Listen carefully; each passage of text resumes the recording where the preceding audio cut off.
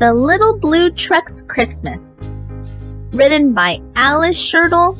Illustrated by Jill McElmurray. Beep, beep, beep. December's here. Little Blue Truck is full of cheer. Every Christmas, Little Blue has a delivery job to do. 5 trees ready to take a ride. How many trees will fit inside? 1 tree, 2 trees, 3 trees, 4. Just enough room for 1 tree more.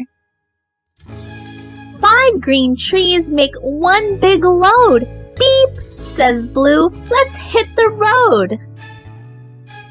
Blue has friends both far and near. Who needs a Christmas tree this year? Honk, says the goose. This big one, please. Now there are 4 green Christmas trees. Moo, says the cow. This tall one, please. Now there are 3 green Christmas trees. Oink, says the pig.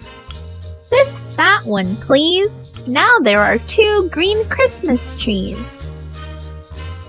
Meh, says the goat. This short one, please. Now there is 1 green Christmas tree. 1 tree left in a little blue truck. 1 tree left. What very good luck. Little Blue Truck needs a Christmas tree. Beep, beep, beep.